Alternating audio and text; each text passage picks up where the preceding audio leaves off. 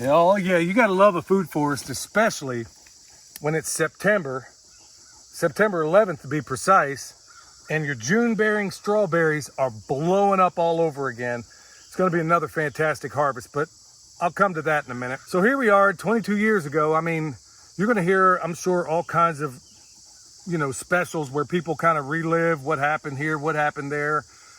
We could even go on and talk about who did it, who didn't do it, how contrived it is, all that good stuff. But I want to cover something else entirely.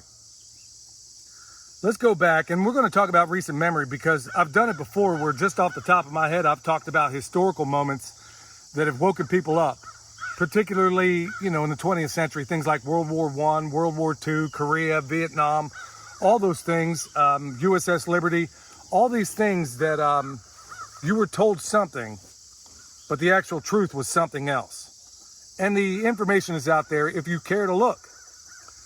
But let's talk about the things that have happened in, recent memory.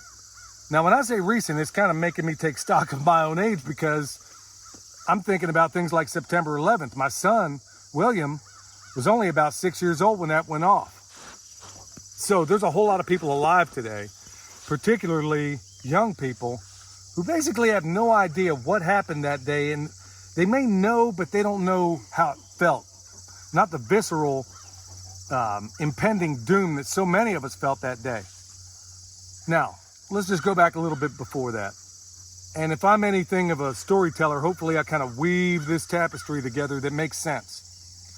So just before then, I remember in the 90s, late 90s in particular, everybody and their great-grandmother was going on about Y2K. Do you remember that? Because I sure do. I remember being broke as a joke and still in some ways making my way out of the matrix that I've prepared for myself. Not only the ones that the powers that shouldn't be have prepared, but the one that I created within my own brain. We all do it. So anyway, in that world, I'm sitting here listening to all the prognosticators of doom talking about planes are going to fall out of the sky, nukes are going to go off, all those crazy things. Ain't that right, boy? Within certain populations of the United States of amnesia, there was a certain sense of fear, and there was a lot of people getting into the preparedness movement at that time. Well, as you know, 1999 came along, 2000 came and went, and then still nothing. But people were worried and concerned. Okay, let's fast forward a little bit. Well, actually, let's back up a little bit. You remember where you were when Oklahoma City went off? Because I do. I remember at that time I was at Fort Carson sweeping a floor when another guy came in and said, "Hey man, ain't you from Oklahoma?" I was like, "Yeah." And then right in there, I remember seeing the TV and you see this big puff. You see all these things go off. I'm going to ask you, how many people were prepared, particularly in Oklahoma City, regarding all that? Well, having grown up there, not a whole lot, and certainly not for that. Now, can we get into what really happened, and is the official story true? We could, but that's not helpful right now, because if you have a thinking brain, and if you're somebody with my background, you know doggone well the ANFO does not create the damage you saw, but that's another video altogether. Perhaps I'll do one, or maybe even talk about it in the podcast. I'll talk about that perhaps in the podcast. And then, of course, you had Oklahoma City. Then you get into Y2K. It wasn't long after the concerns of Y2K. You had September 11th, 2001. Now, for all of you sleuths out there, I want you to go back and look at a decade to the day who gave a speech on that day and what he talked about. But I'll leave that up to you to figure out who it was. If you know, why don't you let everybody else know down below? 10 years to the day, what happened, who gave a speech that day, and what they talked about in particular. Now, 2001, like everybody else who was alive at that time, you remember where you were. I remember being at the Union Hall. And I remember hearing the news. I remember going to the training director about something at the time, and him saying, "Dude, what's wrong with you? You not know what's happening?" And then, of course, once again, they direct me to a TV where, lo and behold, 2 towers fall down at near free fall speed. Never happened before.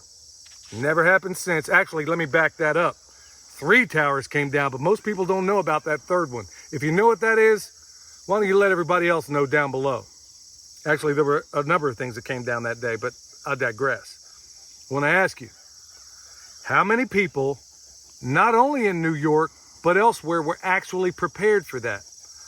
Because at the same time, I remember I had a brother who was out in California and was essentially stranded out there because they flew out there to go see Disney, of all things, and they were stranded. So they had to drive back, and, you know, like so many other people, their plans were changed abruptly.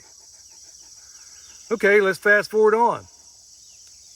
How many other things can you cite? From 2001 to this day, we'll talk about the latest thing, because there's a lot of things in between. Whether it was hurricanes that might have been contrived, whether it was Hurricane Katrina. How many people were prepared for that? I dare say not a whole lot.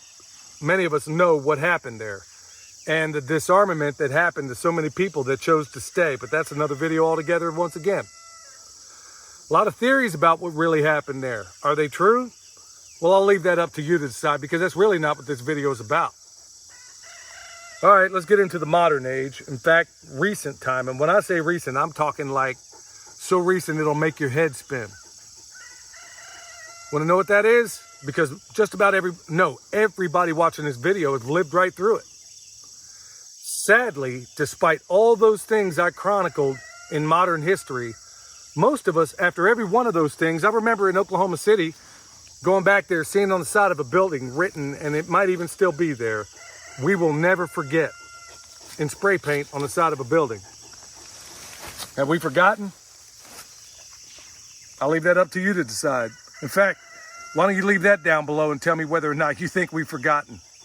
I'm pretty sure of us, many can cite tons and tons of things. So the recent thing, the pestilence, you know, the thing that cannot be named, like Voldemort, that unfolded. And then, does anybody care to recall what happened immediately following it? Because I know all the people that should have been asking critical questions about their preparedness and about the world they live in, the moment things opened up, what did they do? They went on nonstop vacation. I know a lot of them, and so do you. You might be one of those people that have since woken up. Now, like my wife always says, if you live through all those things, do you think maybe you want to be asking critical questions about the world you live in, about the government you have, and about your level of preparedness? A thinking person would. Ain't that right, puppy? Everybody that's lived through these things, especially the one that's most recently happened, would be asking those questions. But I don't believe a whole lot of us are.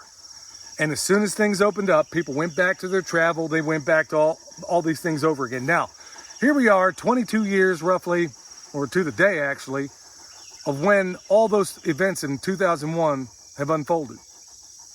How many people have prepared? And I got news for you. You're not going to have the luxury of saying you didn't see this next one coming, because Stevie Wonder could see it. Anybody with a good eye could see it. Anybody with good ears could see it. Anybody with any working senses at all. Helen Keller could see it and hear it. You don't need to be Nostradamus or Edgar Casey to figure this one out. But how many people are doing anything about it? When I say doing something about it, how many of you, with just the pocket change you have that you could store, could maybe buy a few extra canned goods? You know what, rice, despite the fact that it just went up $5 over the last couple of months in Sam's Club for a 50-pound bag, it's still affordable. We've done videos on how one person could prepare for 73 days, or I think that's what it was, for $100. How many people are considering that? You know, I know that this isn't a video that's going to be well watched or it's going to get a lot of widespread distribution. I'm not really caring about that. You can call this something of a public service announcement to ask you, are you doing anything to be prepared? Because unlike those events 22 years ago and all the ones that have happened since, you can't claim ignorance on this. You can't claim that you didn't see it coming. So when we get down to brass tacks, I want you to think about what I'm standing in right now. This is a food forest. It's emerging and it's growing and it's blowing up. I mean, here it is. These Juneberry strawberries are probably going to produce another 30 to 50 gallons just in the area I'm standing right now. Blueberries, currants, you name it. This place teeming with every activity you can imagine. I'm not saying that to brag. I'm just saying that to say I saw this day coming, and so did you, if you chose to see it. And you got to ask yourself, what have you done and what are you doing? It's still not too late. Despite what some people will tell you out there, you can still get your poop in a group. You still got time to do that. Take a little bit of this money that you were going to use on vacation and maybe put a little bit back for preparedness. Because it's coming down and it's going weird and it's going crazy. Like I said, I won't go on about all the doom and all those things going on. If you'll notice at this channel, instead of focusing on the doom, we give you solutions to that. And that's what we're going to continue to do. So if you need some of those solutions that we have at our website, feel free to check us out there. Watch our videos, pass them around. It's particularly the ones that you're going to find useful and those around you. Till next time, this is Billy. September 11th. That day all over again. Groundhog Day, you could call it. Anyway, like we say in our podcast, stay alert, stay alive. We'll see you next time.